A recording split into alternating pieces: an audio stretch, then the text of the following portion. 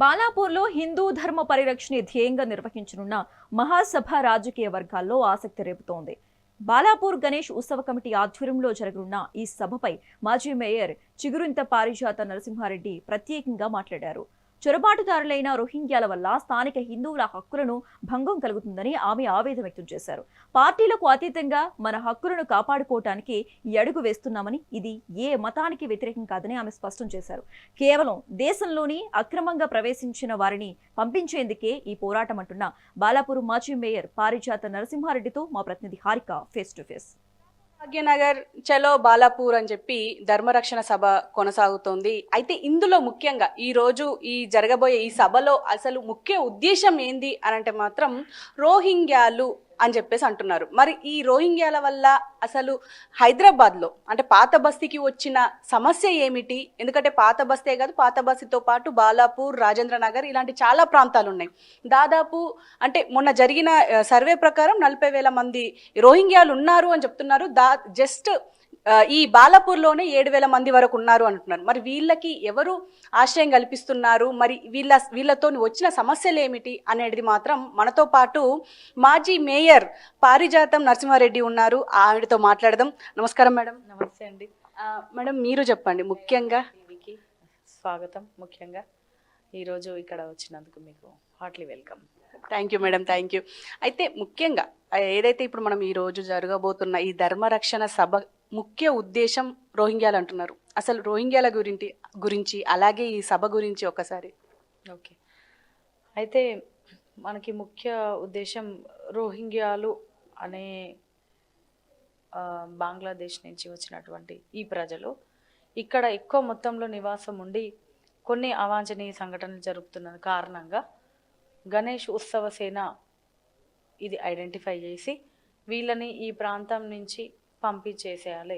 ఎందుకంటే కొంత స్ప్రెడ్ అయ్యి ఒక హిందూ మనోభావాలు దెబ్బతీయడమే కాకుండా మన ప్రాంతం మనుషులకు కూడా కొంత ఎఫెక్ట్ ఉంది, యువతకు కూడా ఈరోజు ఉపాధి లేకుండా పోతుంది అనేది ఒక మెసేజ్. అయితే యువత చెడు మార్గంలో నడుస్తున్నారు అనేది కూడా ఇంకొక మెసేజ్. దానివల్ల మన గణేష్ ఉత్సవ సేన ఒక మంచి నిర్ణయం తీసుకుంది అని ఒక స్టెప్ మేము కూడా ఇక్కడ అంటే ఈ ప్రాంతం వాసులుగా ఈ యొక్క రోహింగ్యాలను పంపించేయడంలో ఒక పాత్ర వహిస్తున్నామండి.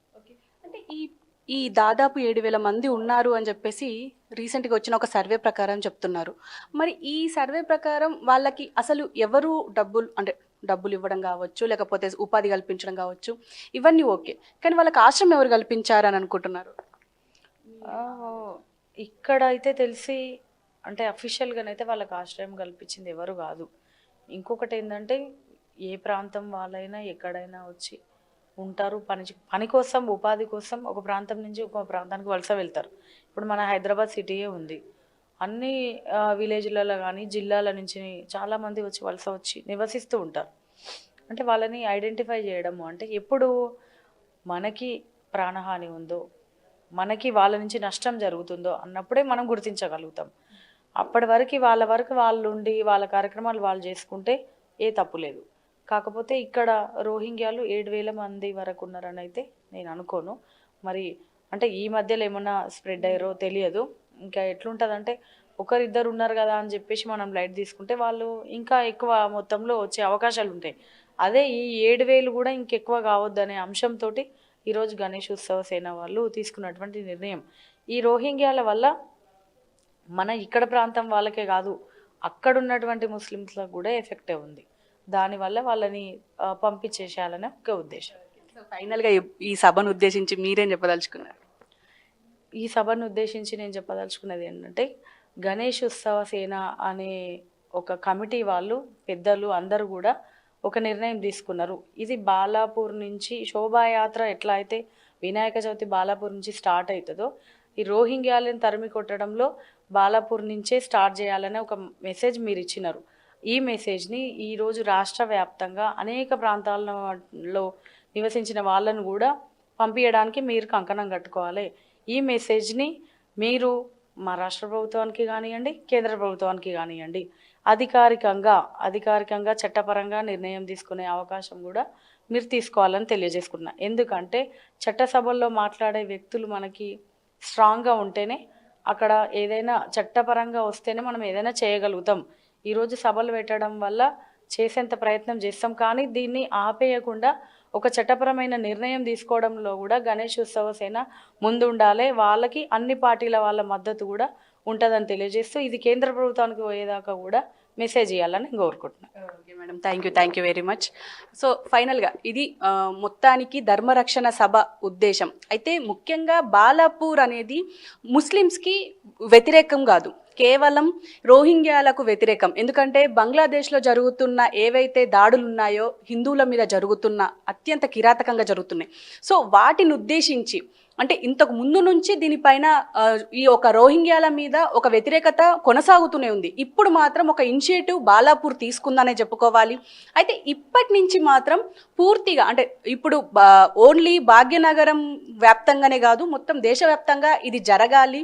ఎందుకంటే దాదాపు ఈ కౌంట్ మాత్రం కరెక్ట్ అవునో కాదో తెలియదు, కానీ ఇక్కడ మాత్రం 60-70 వేల వరకు ఉన్నారు రోహింగ్యాలు అని చెప్తున్నారు దాదాపు దేశవ్యాప్తంగా.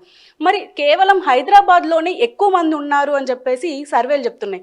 మరి దీనికి సంబంధించి ఇటు కేంద్ర ప్రభుత్వం అలాగే రాష్ట్ర ప్రభుత్వాలు కూడా ఒకసారి మేల్కొని ఈ రోహింగ్యాల అసలు వాళ్ళ పరిస్థితి ఏంటి, వాళ్ళు ఏం చేస్తున్నారు, వాళ్ళ స్థితిగతులు ఏంటి, వాళ్ళు ఏ పనులు చేసి బతుకుతున్నారు, లేకపోతే ఇల్లీగల్ పనులు ఏమైనా చేస్తున్నారా అన్నది కూడా ఒకసారి చూసుకొని, ఎందుకంటే మనకి ఇంటెలిజెన్స్ ఉంది, ప్రతిదీ చాలా యాక్టివ్గా ఉంది కాబట్టి రోహింగ్యాల మీద కూడా ఒక కన్నేసి ఉంచితే బెటర్గా ఉంటుంది అని చెప్పేసి ఈ సందర్భంగా మనం మాట్లాడుకోవాలి. ఎందుకంటే ఇప్పుడు ఈ బాలాపూర్ నుంచి స్టార్ట్ అవుతుంది కాబట్టి నెక్స్ట్ ఇంకా ఈ సభలు కొనసాగాలి, అదే విధంగా ఒక చట్టం కూడా రావాలి. ఎందుకంటే వీళ్ళను సుప్రీంకోర్టు కూడా అంటే చొరబాటుదారులా లేకపోతే వీళ్ళు ఆశ్రయం పొందడానికి వచ్చారా అన్నది మాత్రం ఇంకా ఒక కన్ఫ్యూజన్లోనే ఉంది. కాబట్టి ఈ చొరబాటుదారులుగానే మనం పరిగణిస్తున్నాం కాబట్టి ఈ చొరబాటుదారుల గురించి ఒకసారి కేంద్ర ప్రభుత్వం కూడా దృష్టి పెట్టాలి అని చెప్పి చెప్తున్నాం.